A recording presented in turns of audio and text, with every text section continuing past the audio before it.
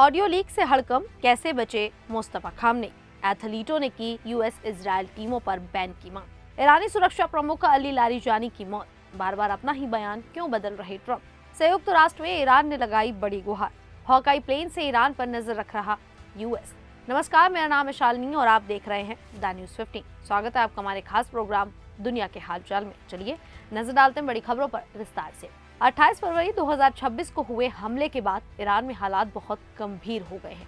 Reports के मुताबिक Ali Khamenei की मौत ने पूरी दुनिया को हिला दिया। अब इस घटना से जुड़ी एक कथित ऑडियो रिकॉर्डिंग सामने आई है, जिसमें हमले के बारे में चौंकाने वाली बातें कही जा रही हैं। कहा जा रहा है कि बम से कुछ मिनट पहले खामनेई अपने कंपाउंड से बाहर निकले थे और तभी बड़ा हमला हुआ, जिससे पूरा इलाका सूख गया।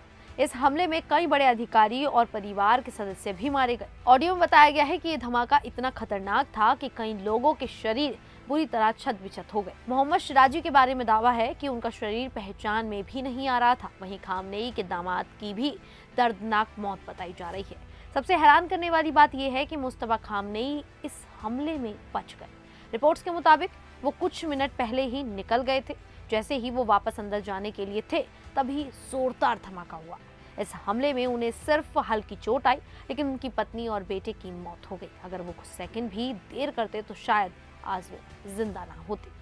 वहीं ईरान में एक बहस शुरू हो गई है। करीब 10,000 से ज्यादा ईरानी खिलाड़ियों ने मिलकर बड़ा बयान दिया है। उन्होंने संयुक्त राष्ट्र, अंतर्राष्ट्रीय ओलंपिक समिति और अन्य बड़े खेल संगठनों से मांग की है कि अमेरिका और इजरायल की टीमों को सभी अंतर्राष्ट्रीय खेलों से बैन कर दिया जाए। खिलाड़ियों का कहना है कि इन देशों के हमलों में कई निर्दोष लोग मारे गए, खेल के मैदान और सुविधाएं नष्ट हो गई और कई एथलीट भी प्रभावित हुए हैं। उनका आरोप है कि ये ओलंपिक के नियमों के खिलाफ है, जो शांति, मानवता और खिलाड़ियों की सुरक्षा की बात करते हैं। इसीलिए वे चाहते हैं कि इन देशों को बड़े खेल आयोजनों से बाहर कर दिया जाए, जिससे ये पूरा मामला अमेरिका, इजरायल और ईरान के बीच चल रहे युद्ध से जुड़ा है, जो फरवरी 2026 से जारी है। इस संघर्ष का असर अब खेलों पर भी साफ दिख रहा है। ईरान में कई खेल प्रतियोगिताएं रद्द हो गई हैं, खिलाड़ी ठीक से अभ्यास नहीं कर पा रहे हैं और माहौल काफी तनावपूर्ण है। यहाँ तक कि 2026 FIFA वर्ल्ड कप को लेकर भी चिंता बढ़ गई है, क्योंकि अमेरिका होस्ट है और सुरक्षा को लेकर डर बना हुआ है। हालांकि अभी तक अंतर्राष्ट्रीय ओलंपिक समिति या किसी बड़े खेल संगठन ने इस मांग पर कोई फैसला नहीं लिया है और वे अपनी तटस्थ नीति पर कायम है। कुल मिलाकर ये मामला दिखाता है कि अब ये युद्ध सिर्फ मैदान तक सीमित नहीं, बल्कि खेल की दुनिया को भी प्रभावित कर रहा है। अली लारीजानी ईरान के बहुत बड़े और ताकतवर नेता माने जाते हैं। अभी वो देश की सबसे अहम सुरक्षा संस्था सर्वोच्च राष्ट्रीय सुरक्षा परिषद के सेक्रेटरी हैं, यानी देश की रक्षा, युद्ध और रणनीति से जुड़े बड़े फैसले वही लेते हैं। फरवरी 2026 में अली खामनेई की मौत के बाद उनकी ताकत और बढ़ गई थी और वो ईरान की तरफ से अमेरिका और इजरायल के खिलाफ जवाबी कार्रवाई को लीड कर रहे थे। लेकिन अब एक बड़ा दावा सामने आया है। इजरायल ने कहा है कि 16-17 मार्च की रात उसने ईरान में बड़ा हमला किया और उसमें लारीजानी को मार दिया। साथ ही गुलाम रेजा सुलेमानी को भी निशाना बनाया गया। इजरायल इसे अपनी बड़ी जीत बता रहा है, क्योंकि लारीजानी उनके लिए एक बड़ा टारगेट थे। लेकिन असली सस्पेंस यही है, अभी तक ईरान की तरफ से इस बात की कोई पक्की पुष्टि नहीं हुई है कि लारीजानी मारे गए हैं या नहीं। ईरानी मीडिया चुप है और कुछ जगह पर उनके नाम से एक हाथ से लिखा नोट भी सामने आया है, जिससे लगता है कि वो जिंदा हो सकते हैं। हाल ही में 13 मार्च को वो तेहरान में कुद्स डे रैली में भी दिखे थे और इजरायल के हमलों को कमजोरी बता रहे थे। ऐसे में अब कंफ्यूजन और बढ़ गया है। क्या सच में इजरायल का दावा सही है या लारीजानी अभी भी जिंदा है? फिलहाल ये पूरा मामला दावों और अफवाहों के बीच फंसा हुआ है और जब तक ईरान की तरफ से कोई बड़ा बयान नहीं आता, तब तक सच्चाई साफ होना मुश्किल है। तो वहीं दूसरी तरफ ईरान के साथ बढ़ते युद्ध के बीच डोनाल्ड ट्रंप के बयान चर्चा में है। पहले उन्होंने सहयोगी देशों से स्ट्रेट ऑफ हॉर्मुज को खोलने के लिए मदद मांगी थी, क्योंकि ईरान ने इसे बंद कर दिया है और इससे तेल की सप्लाई पर असर पड़ा है। लेकिन जब जर्मनी, स्पेन और इटली जैसे देशों ने मदद से इनकार कर दिया, तो ट्रंप ने अपना रुख बदलते हुए कहा कि अमेरिका को किसी की जरूरत नहीं है।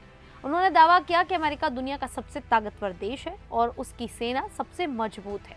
उन्होंने ये भी कहा कि नाटो के देश मुश्किल समय में अमेरिका का साथ नहीं देते। दरअसल ये पूरा मामला अमेरिका और इजरायल द्वारा 28 फरवरी को ईरान पर किए गए हमले के बाद शुरू हुआ। इन हमलों में अली खामनेई समेत कई बड़े नेता मारे जा चुके थे। इसके जवाब में ईरान ने इजरायल और अमेरिकी ठिकानों पर मिसाइल और ड्रोन से हमला किया और हॉर्मुज स्ट्रेट को बंद कर दिया। इससे दुनिया भर में तेल की कीमतें बढ़ गईं और अब हालात ऐसे बन गए हैं कि अमेरिका अपने सहयोगियों से नाराज दिख रहा है, जबकि दूसरी तरफ वह खुद को अकेले ही इस स्थिति से निपटने में सक्षम बता रहा है। सैयद अब्बास अराक्ची ने हाल ही में संयुक्त राष्ट्र के महासचिव एंटोनियो गुटरेस से फोन पर बात की। इस बातचीत में उन्होंने अमेरिका और इजरायल पर आरोप लगाया कि वे ईरान में स्कूल, अस्पताल और आम लोगों के इलाकों पर हमले कर रहे हैं। अराक्ची ने कहा कि अंतर्राष्ट्रीय कानून का उल्लंघन है और संयुक्त राष्ट्र को इस पर सख्त कार्रवाई करनी चाहिए। उन्होंने मांग की कि इन हमलों की निंदा हो और जिम्मेदार देशों पर कार्रवाई की जाए। साथ ही उन्होंने हॉर्मुज जलडमरू मध्य का जिक्र करते हुए कहा कि वहां तनाव अमेरिका और इजरायल की वजह से बढ़ा है, न कि ईरान की वजह से। दूसरी तरफ एंटोनियो गुटरेस ने कहा कि सभी देशों को अंतर्राष्ट्रीय कानून का पालन करना चाहिए और आम नागरिकों को नुकसान नहीं पहुंचाना चाहिए। उन्होंने ये भी कहा कि परिस्थितियों को और बिगड़ने से रोकना बहुत जरूरी है और सभी पक्षों को बातचीत के जरिए समाधान निकालना चाहिए। गुटरेस ने माना कि क्षेत्र में तनाव बढ़ रहा है और इसका असर पूरी दुनिया की अर्थव्यवस्था पर पड़ सकता है अगर संयुक्त राष्ट्र ने कोई बड़ा कदम नहीं उठाया। लेकिन ईरान लगातार दुनिया का ध्यान इस मुद्दे की तरफ खींचने की कोशिश कर रहा है। अमेरिका ने मिडिल ईस्ट में अपने advanced plane E-2D advance Hawkeye तैनात किए हैं। ये खास तरह के विमान होते हैं जिनमें बहुत ताकतवर रडार लगा होता है। ये हवा में उड़ते हुए करीब 300-400 किलोमीटर दूर तक दुश्मन के विमान, मिसाइल, ड्रोन और जहाज को पकड़ सकते हैं। ये विमान आमतौर पर USS गेराल्ड आर फोर्ड और USS अब्राहम लिंकन जैसे प्लेन कैरियर से उड़ते हैं और पूरे इलाके पर नजर रखते हैं। साथ ही ये फाइटर जेट्स को रास्ता दिखाते हैं और मिसाइल डिफेंस सिस्टम को भी मदद करते हैं। ये तैनाती ऐसे समय में हुई है जो अमेरिका, इजरायल और ईरान के बीच तनाव बहुत बढ़ा हुआ है। खबरों के मुताबिक ईरान ने पहले अमेरिका के कुछ ग्राउंड रडार सिस्टम को बनाया, जिससे उनकी निगरानी थोड़ी कमजोर हुई।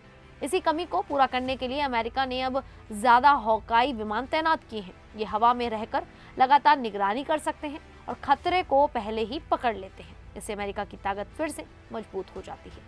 कुल मिलाकर ये कदम दिखाता है कि अमेरिका किसी भी हमले से बचने और तुरंत जवाब देने के लिए अपनी तैयारी बढ़ा रहा है। यानी कि अमेरिका भी अब ईरान के दबाव में नजर आ रहा है। क्या आप लोगों को क्या लगता है? आप हमें कमेंट करके अपनी राय जरूर दें। अभी के लिए इतना ही, फिर हाजिर होंगे ऐसी ही देश और दुनिया से जुड़ी बड़ी खबरों के साथ। तब तक के लिए देखते रहिए द न्यूज़ 15।